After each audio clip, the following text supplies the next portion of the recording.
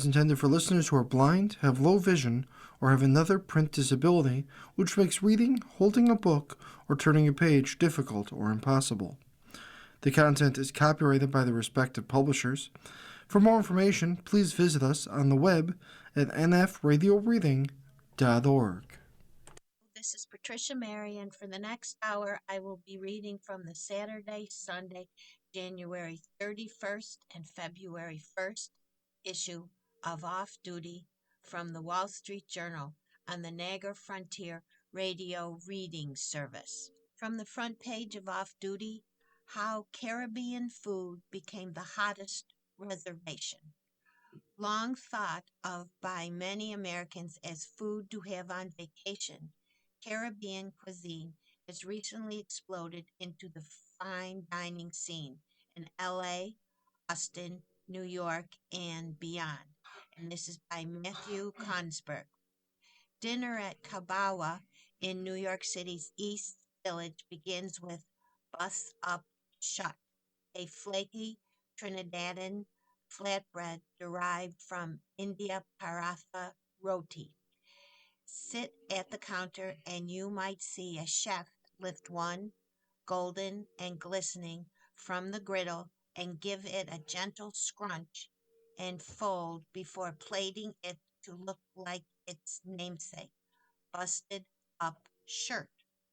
Someone instructs you to tear off pieces and dip them in the accompanying guava plantain chutney, silky chickpea curry, and punchy pepper jelly, pulled around a peninsula of tangy cultured butter. It's a generous, messy prelude to the restaurant's three-course, $145 menu. Depending on your mood, you might continue with royal red shrimp served raw with dots of fermented Scotch bonnet pepper and a dusting of spicy red hibiscus flower. A tender hunk of oat may follow, glimmering over a sauce that gets its oceanic depth from dried scallops. Reggae and ska plays in the background. Cooks in tie-dyed aprons and sky blue baseball caps move in double time. Directing them is a Bahrainian-born chef, Paul Michel, who recently took New York's fine dining in all too rare direction, the Caribbean. By the time you're invited to nibble the pulp of seeds straight from a pteramid pod, a palate cleansing before dessert, you may have forgotten that the island you're on is Manhattan. How Caribbean food finally broke into American fine dining. While the upper echelons of fine dining world have grown notably less ethnocentric in recent years, with restaurants featuring cuisines from across Asia and Latin America collecting acclaim, the Caribbean has been largely absent from conversation. For a long time, Caribbean food for America has been in that tourism box of what you might get on a cruise or its jerk chicken, said Seclois, executive director of Lucia, a modern Afro-Caribbean restaurant which opened in Los Angeles last May. What did it take for American diners to think outside the box? Juan Diaz, a culinary historian and author of Islas, a celebration of tropical cooking, attributes it to a happy conversion, namely a generation of talented chefs of Caribbean descent came of age professionally just as diners were primed to crave the food from the region. Diaz credits social media with sparking a fever for really spicy, flavorful food and said people are willing to splurge on Caribbean restaurants since they travel by eating. They want those intense flavors to bring them to places they may not be visiting anytime soon. Caribbean food is both a map and a mirror to the world, says Hennington, whose menu at Lucia reflects the region's cross cultural currents, from indigenous influences to flavors brought over from Africa, China, India, and Europe.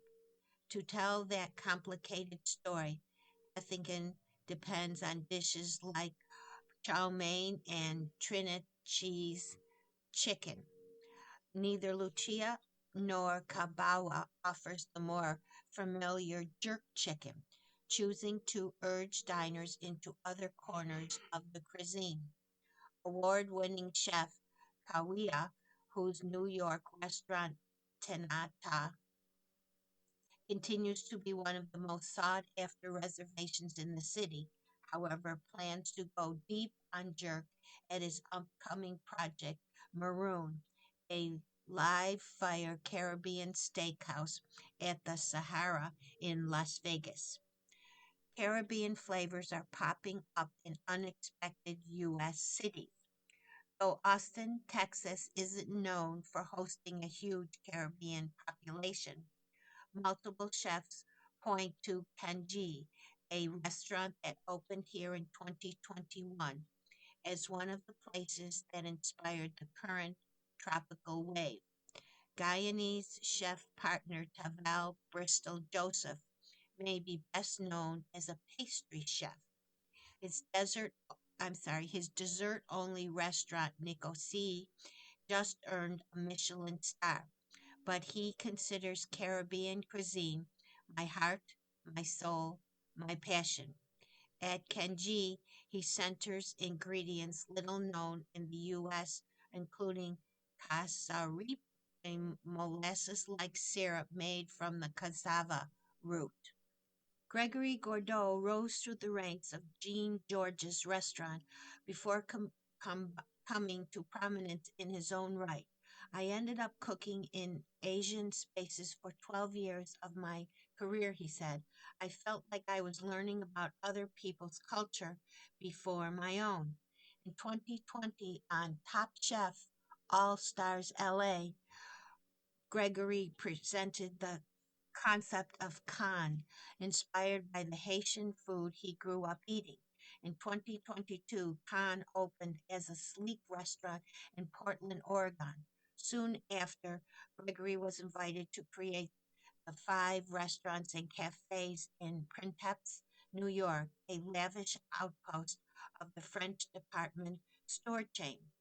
At the store's fine dining venue, Maison Pazarel, which opened in April last year, Gregory places Haitian flavors alongside those of Vietnam, Morocco, and other places formerly colonized by France.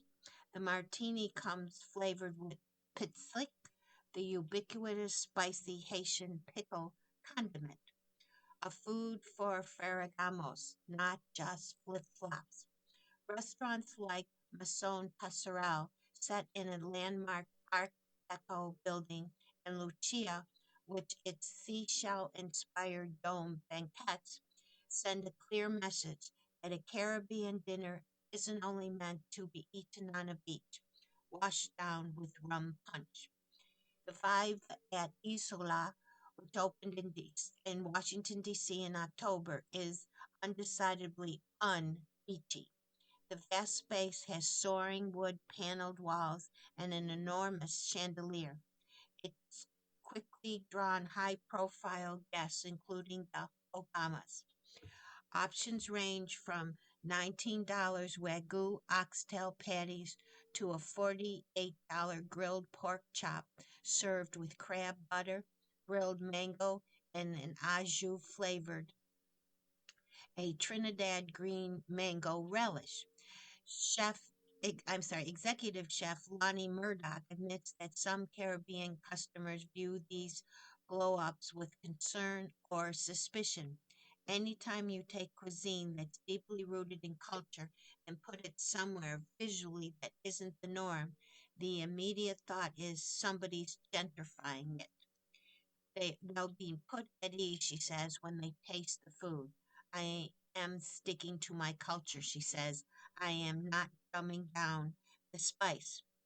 Having helped give ramen and Korean cuisine the fine dining treatment over the last 20 years, David Chang of Mofuku understands that stakes when working with food that people hold dear. Kabawa occupies the space left by Momofu Ko and is part of the restaurant group. Caribbean cooking carries generations of knowledge, technique, and emotion, says Chang.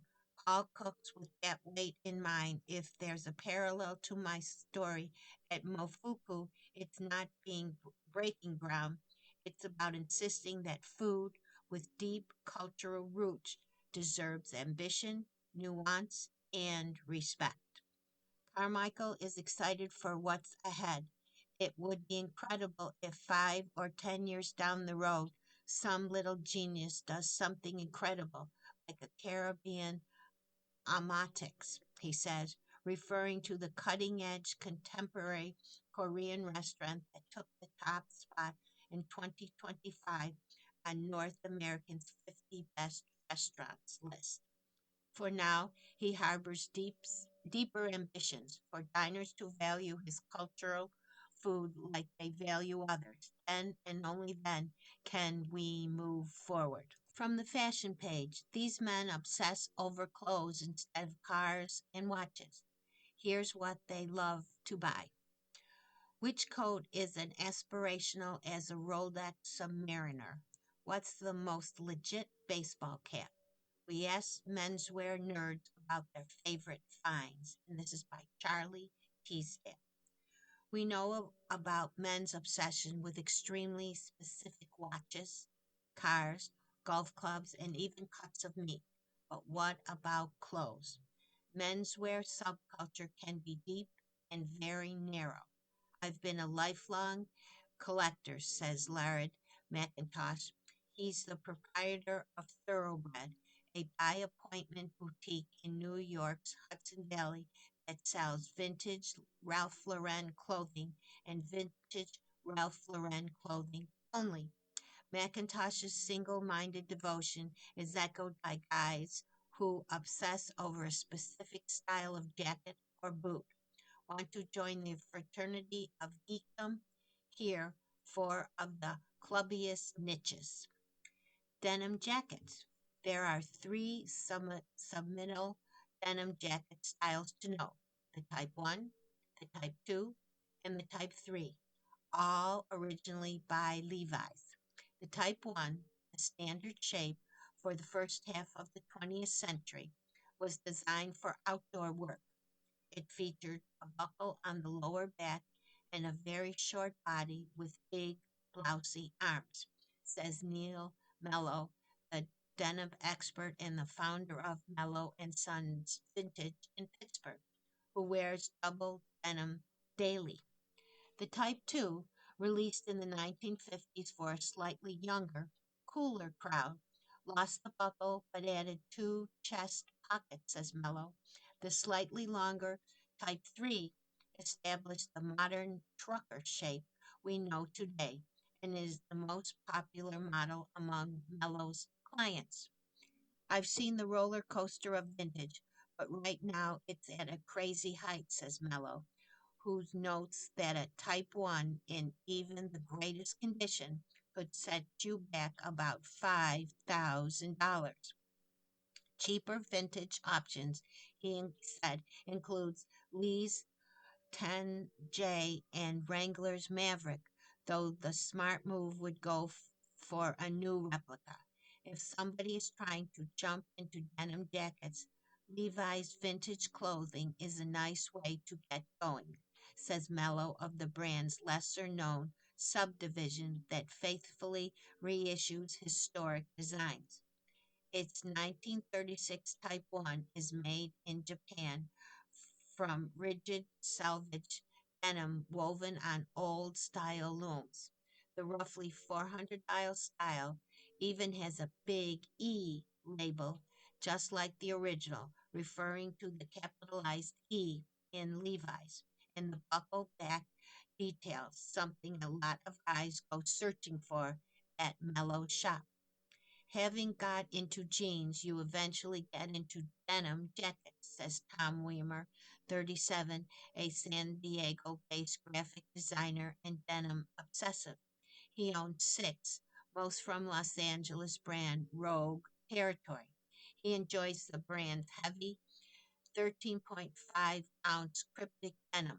The jackets are as stiff as cardboard when you first get them, he says. Number two, the baseball team hats.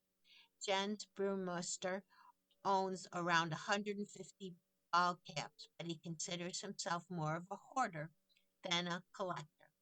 I'm not willing to pay ridiculous prices because I actually wear all of them, says Brewmaster 50, a Berlin based DJ and brand partnership leader at a sneaker store. His love affair began with the 1990s hip hop acts like NWA, who took baseball hats from the field to the stage. Back then, two main brands made caps for sports teams, Starter and Sports Specialties. These labels, whose designs mostly feature a snap-back closure, lower crown, flat brim, and stiff front panel, prop up today's vintage market. A 19s, a 1990s LA Raiders cap in good condition might cost more than $400. Burmaster preferred source for vintage finds is the German site Vintage Cap Kid. For new caps, Burmeister likes Ebbets Field, which offers $60-ish woolen made in America replicas of historic baseball team caps. Any fan of the long defunct Wichita Braves. He also praises the irreverent output of small brands such as Bushwick Yacht Club and Hat Trick NYC, which fuse sports with pop culture.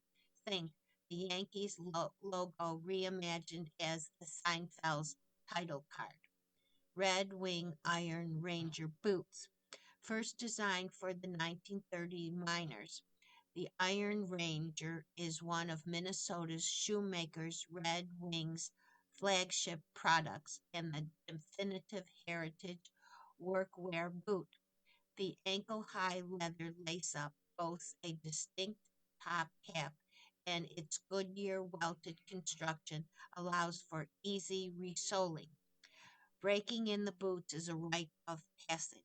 They can be unforgiving, says Weimer, the graphic designer who also is a Red Wings fan.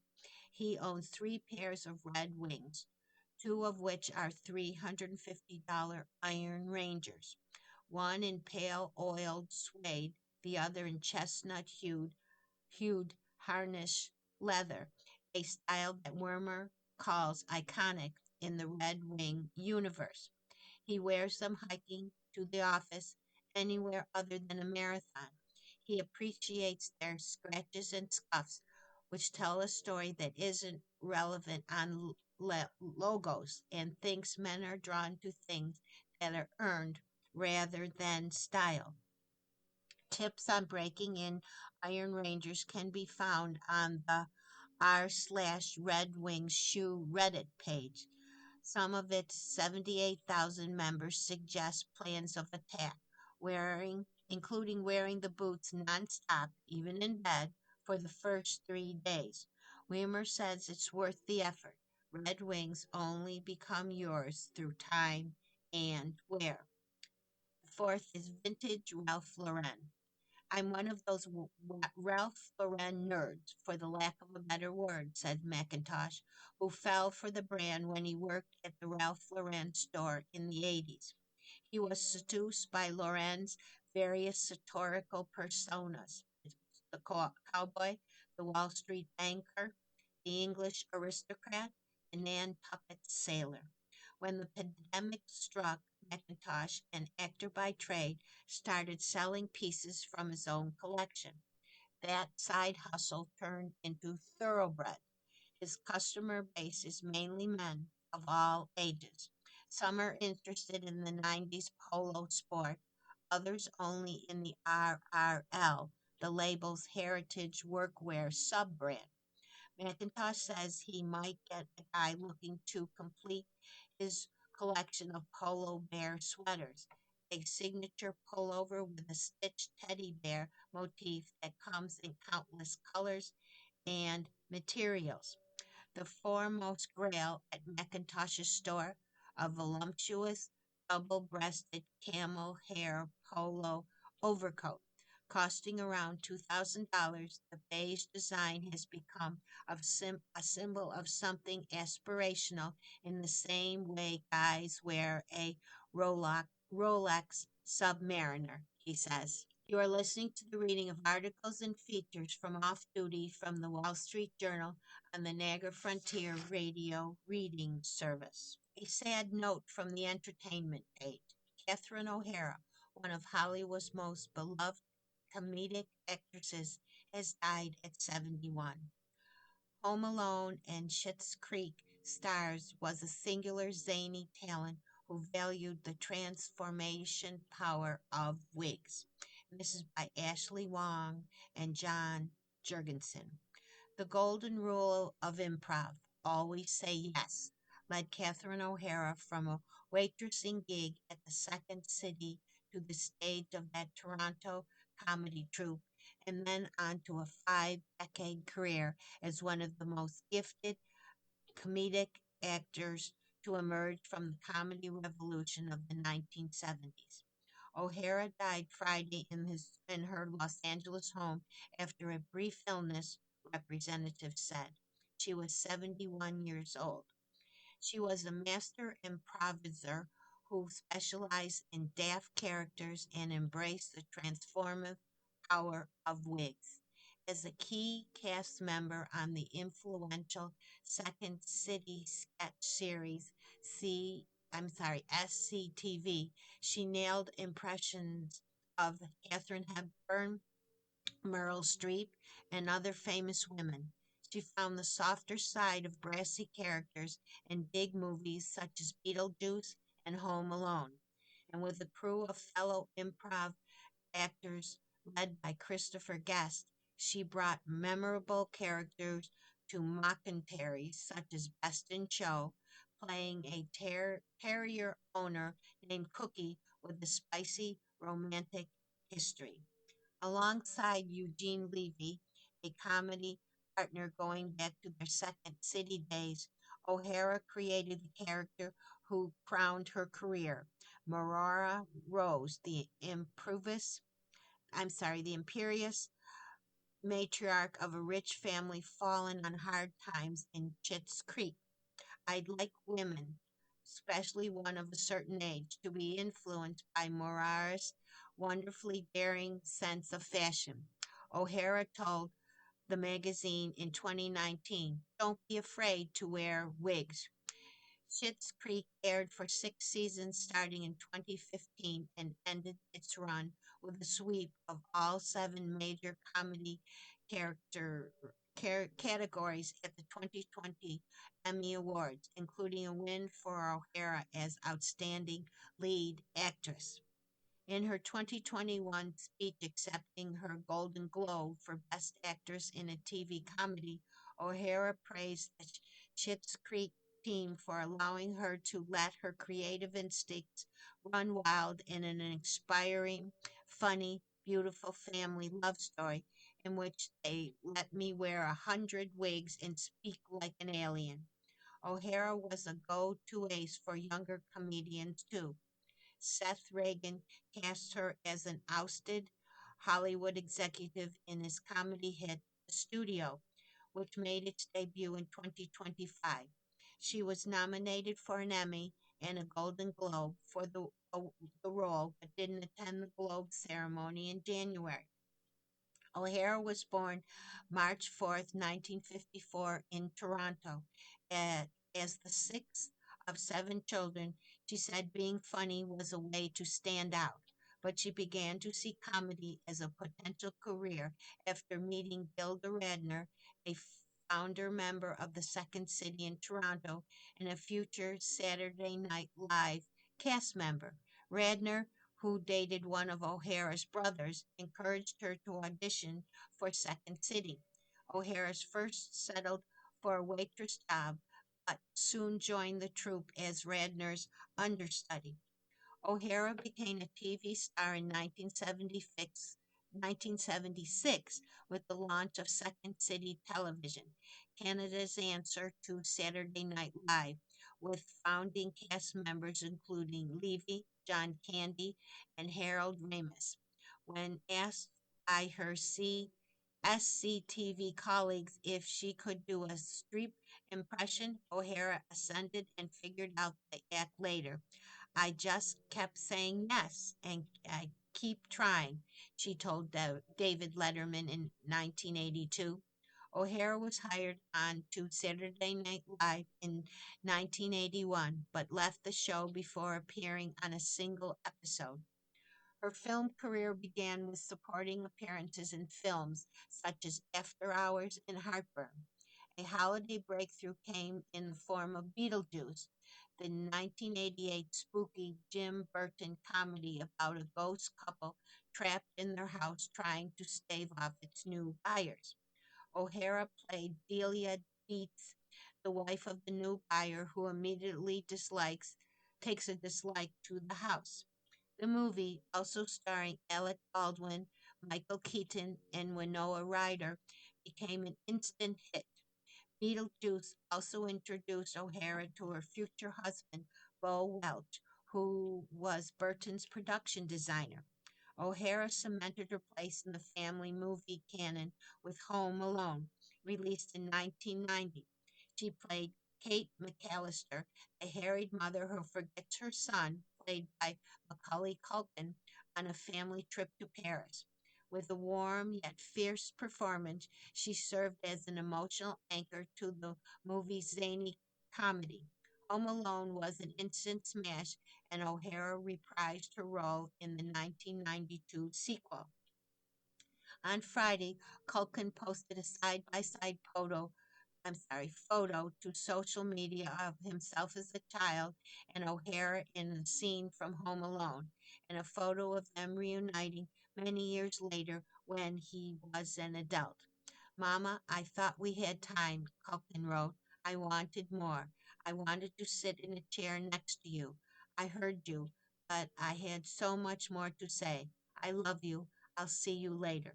O'Hara is survived by her husband, sons Matthew and Luke, and six siblings. From the fashion page. Like my new blouse? Thanks, it's AI. Brands like Kate Spade, Alice plus Olivia, and more are using artificial intelligence tools to make clothing and accessories. Will shoppers care? And this is by Savvy Lieber. Over 24 years, Stacey Bennett has been her own muse, the designer behind Alice plus Olivia, known for embellished denim and party dresses, looks remarkably like her brand's doll-like logo. Lately, she's found a new source of inspiration for her $300 million brand. Everyone is scared about AI reducing creativity, Annette says. I look at AI as a creative explosion. Alice plus Olivia joins a growing cohort of fashion brands using AI in the design process, a move that's still taboo in an industry built on craftsmanship. A new Alice and Olivia spring collection features long pleated skirts and silk bomber jackets with an ethereal tarot card print that has been made with the help of Leonardo AI and Adobe Firefly. The team fed the AI images of a similar hand painted print the brand made in 2017 and asked for a new goddess, I'm sorry, goddess, new goddess French inspired one. Adriana Moultrie, the brand's senior print and concept designer, used Photoshop to fix small mistakes the AI made, like the blurring of a lion's face. I was mind blown by what it could do, says Moltieri, a designer and artist who spent a few weeks learning the tools. AI is helping Alice plus Olivia save days, sometimes even weeks. Annette says she admits she's fallen for tech hype before, calling the NFT craze of the early 2020s a gimmick and a joke. AI is changing our lives, she says. Fashion designers say AI can help them create prints with just a few prompts. It can turn hand drawn sketches into lifelike products, renderings that can be shared with factories. It can even digest entire archives and tweak existing products. Designers also brainstorm with AI by describing ideas that are generated into mood boards. Still, some are doubtful the technology lives up to its promises.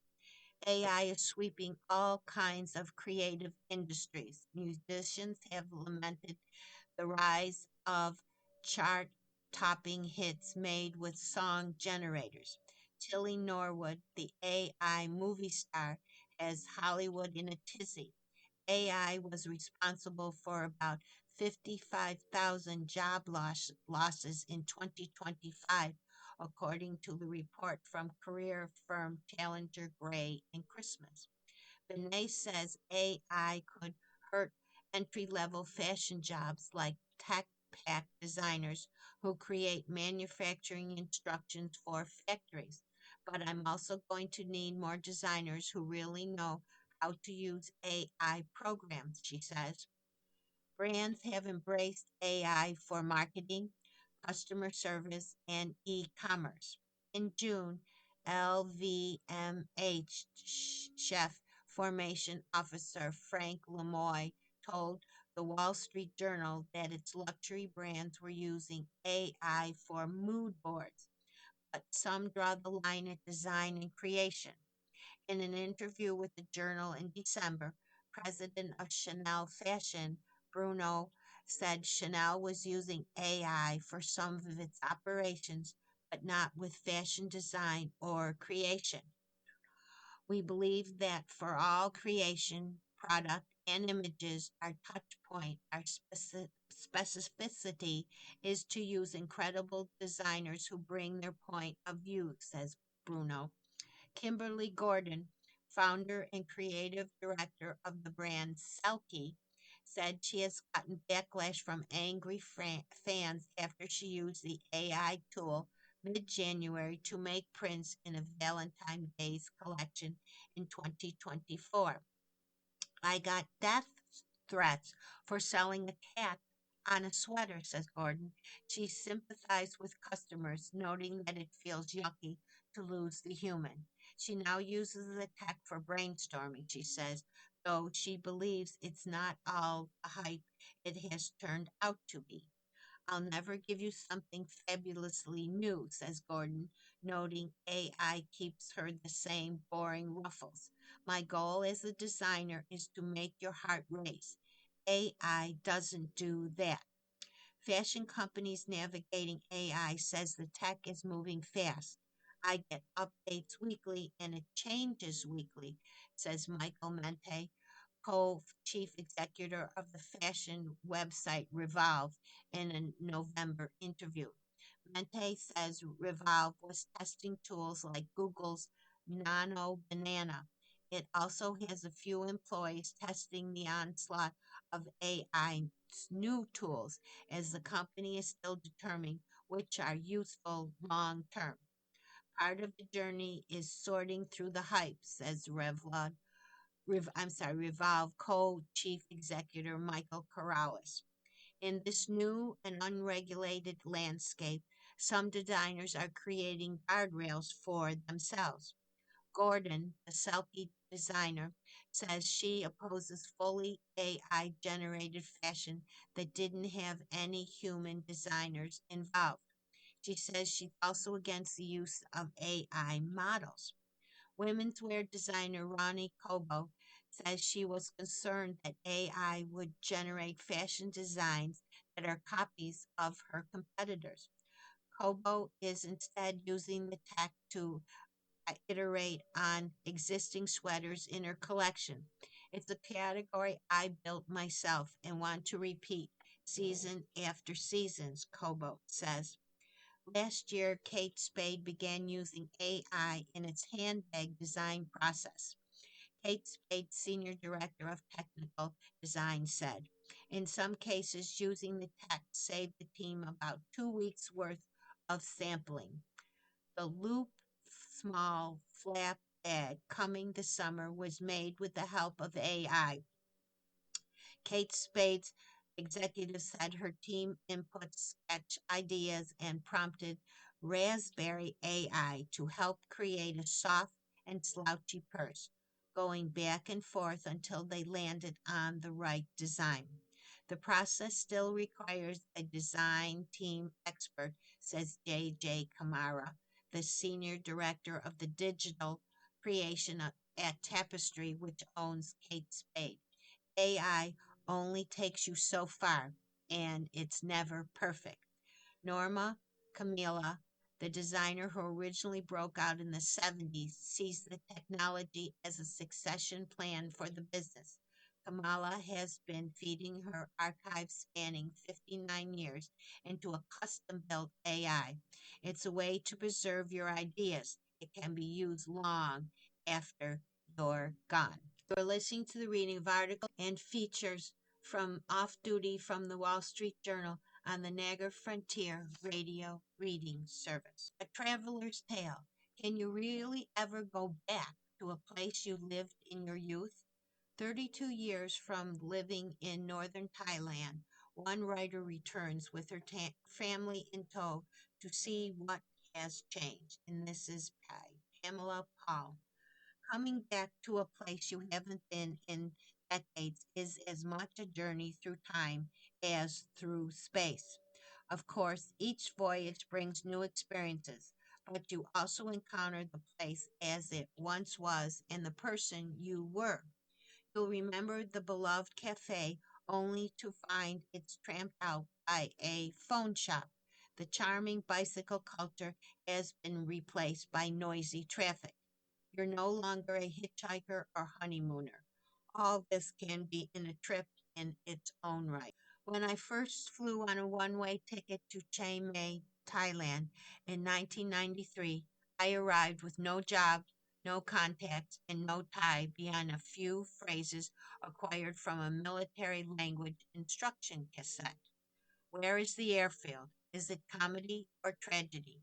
I'd never been to Asia or to what was then called a developing country, but I wanted to know if I could live under circumstances for which I was ill prepared and might altogether hate.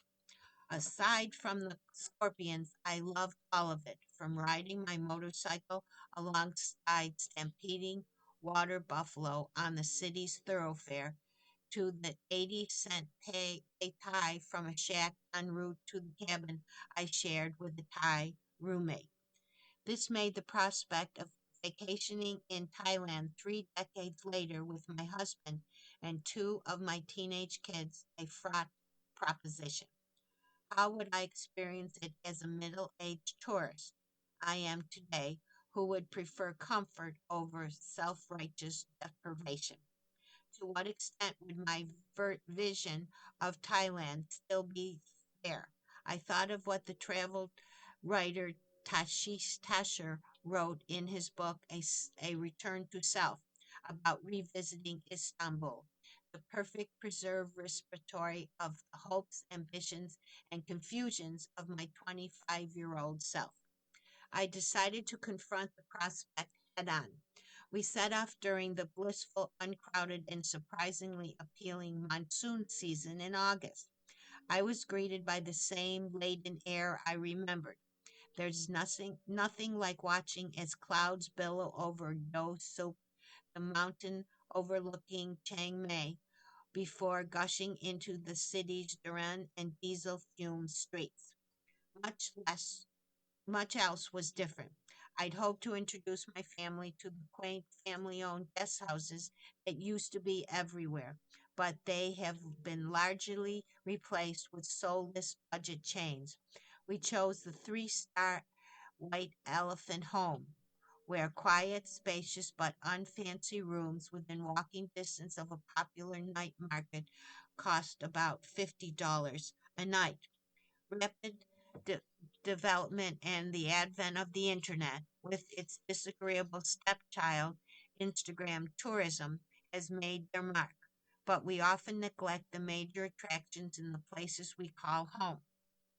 It was these surprises and the splurges I couldn't afford while living there that offered some of the trip's best experiences.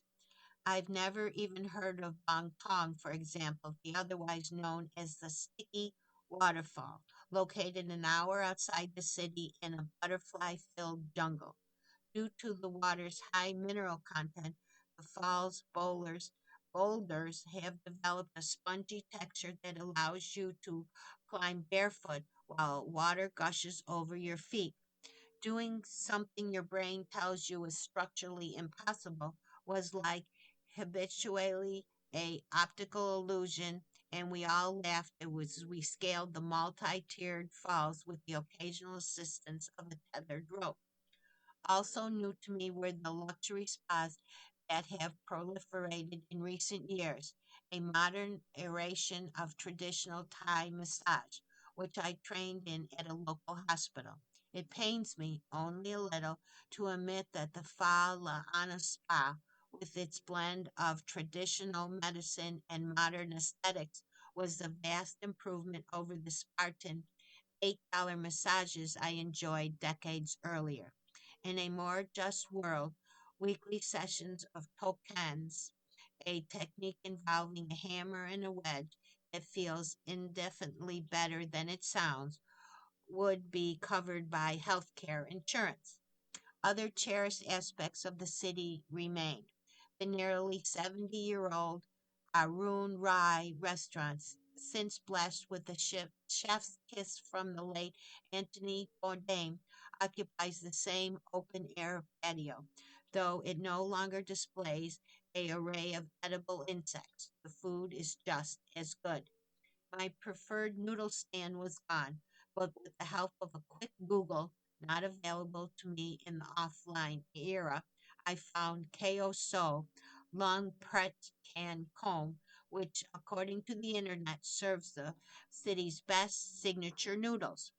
Despite, despite the influx of SUVs and the corresponding decline in tuk-tuks, minibuses that you can flag down, Chiang Mai is surrounding countryside are still meant to be seen on two wheels.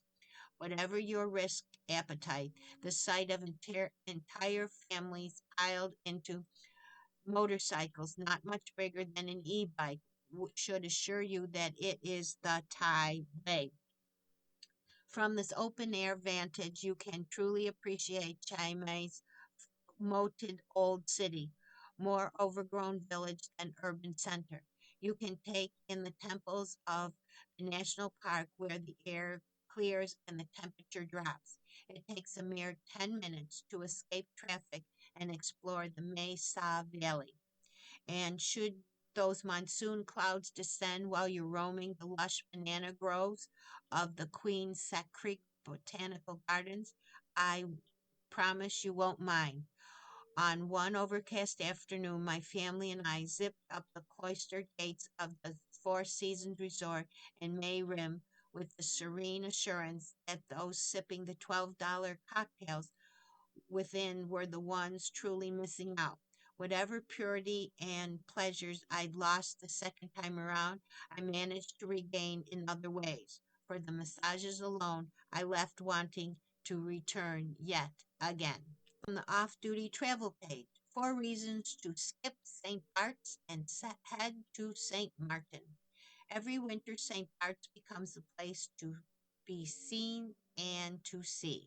But for a quieter, just as European Caribbean escape, set your sights on the French side of St. Martin.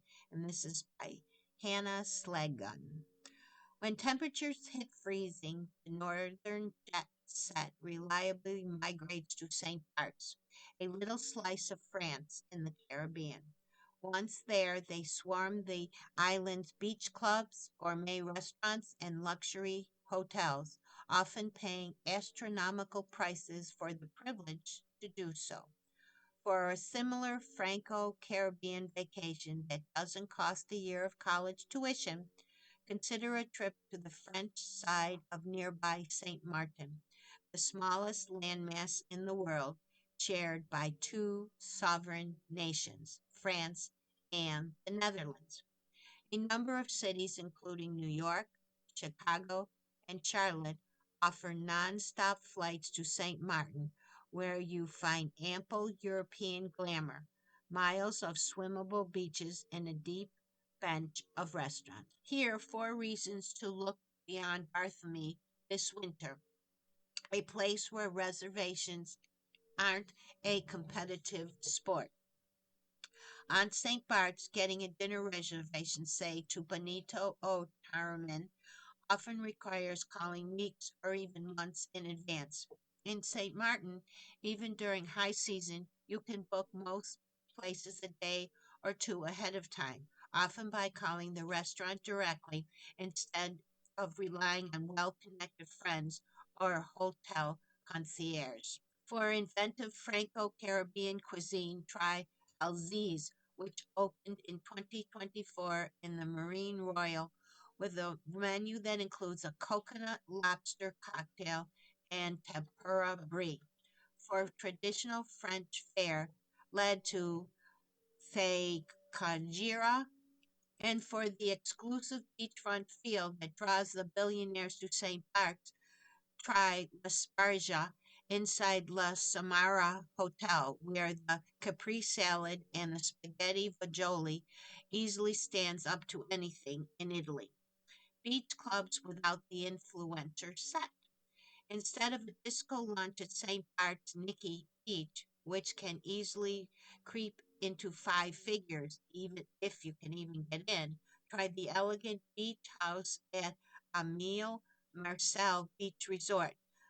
The rosé flows, club music plays at tolerable volumes, and you won't find any conga lines or overserved patrons dancing on tables for Instagram likes.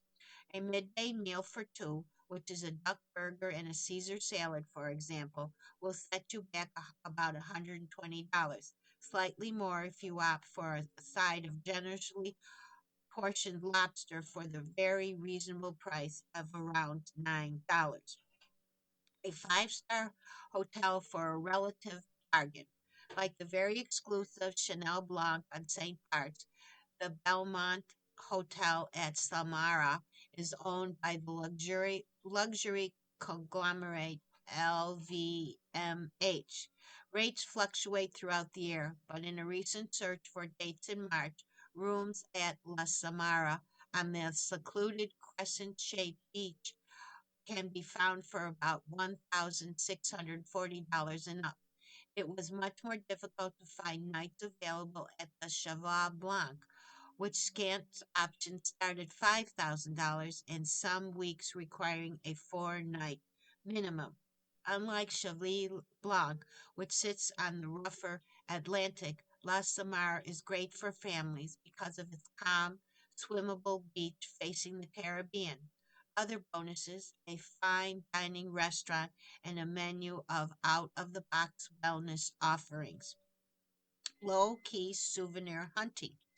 Gustava, the capital of St. Bart's, may be known for showrooms filled with exactly extravagantly priced brand name goods, but Marriott, its counterpart on St. Martin, is home to independent boutiques selling lesser known and smaller labels.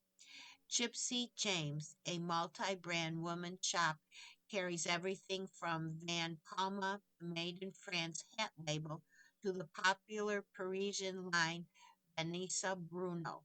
Around the corner, Billy, on the Rue des Generaux de la Gaulle, specializes in well-priced toys and stylish children's clothing, like the Danish line.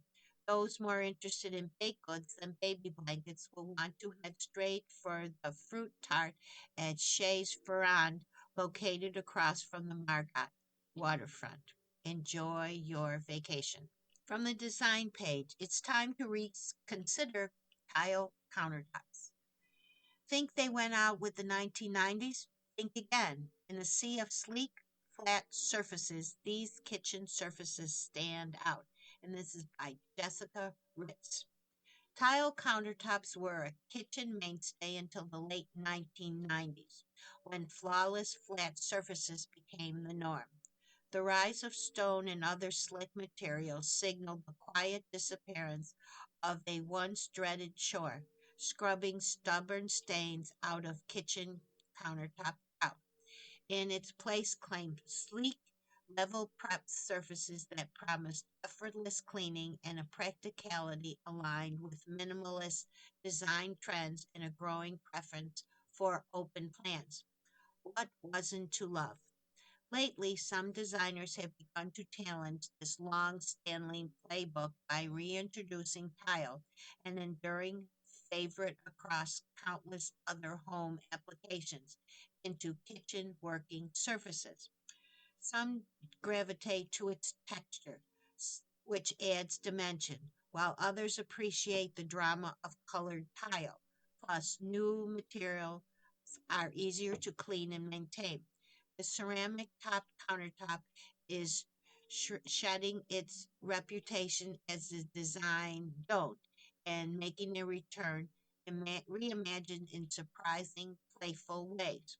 A taste for tile. For Hugo Vince, the co-founder of the Paris-based firm Atelier HA, tile, tiling is a true composition tool. It's a material that allows us to bring color, rhythm, and strong graphic character while structuring the, the space with legible patterns. Author and interior designer Nina Nina Niner leans into Tile's sense of craft and preference and adds variety through color, scale, and finish. At her own Montauk home, she tapped into a 1970s inspired vibe by using grids of 4-inch squares, olive green Zia tile on the countertops and backsplash. I am especially drawn to how the tile references vintage design while still feeling completely fresh when used thoughtfully, she explained. To some, tile workspaces are a time tested marriage of tactility and utility.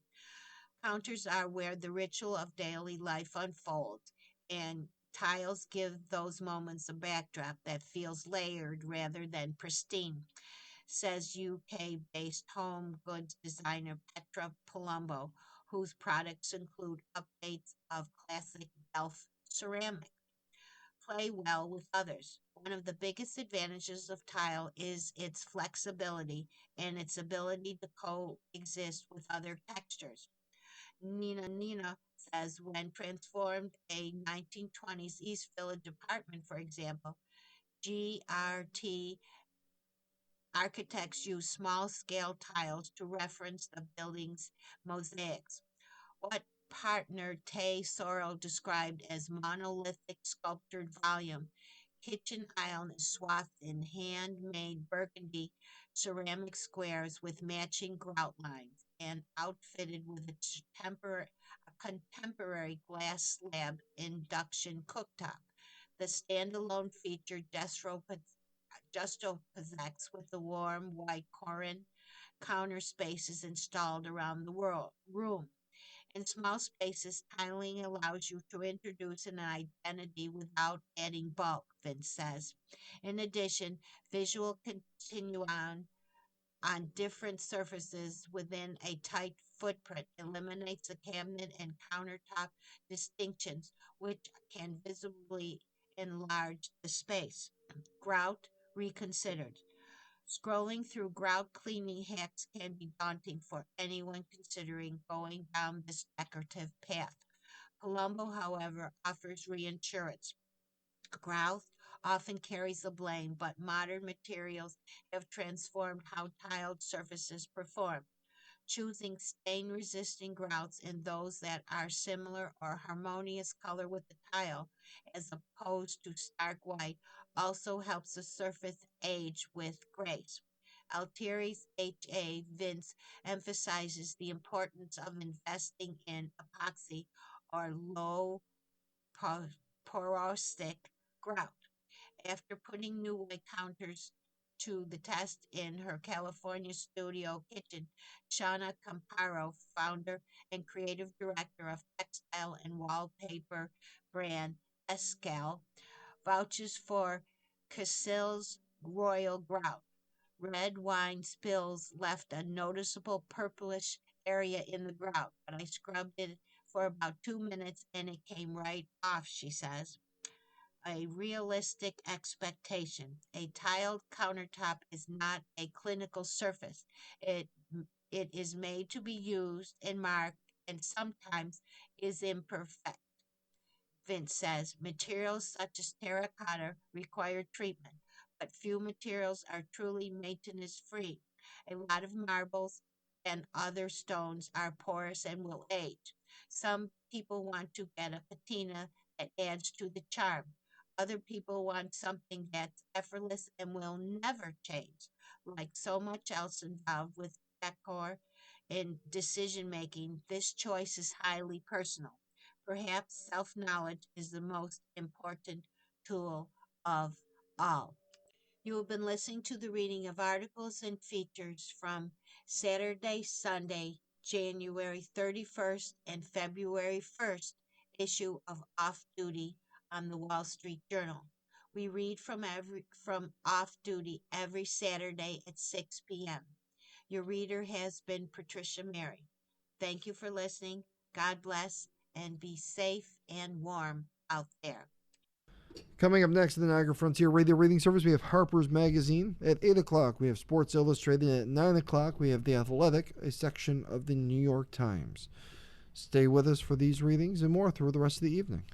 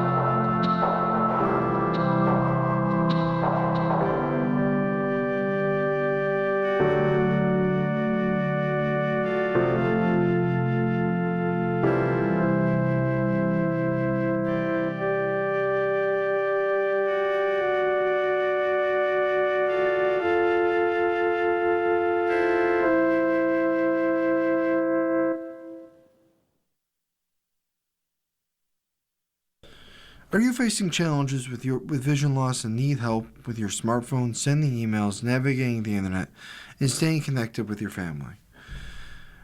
VIA, Visually Impaired Advancement, is offering free classes for seniors weekly at multiple locations with free assistance for your smartphone, email, and internet skills.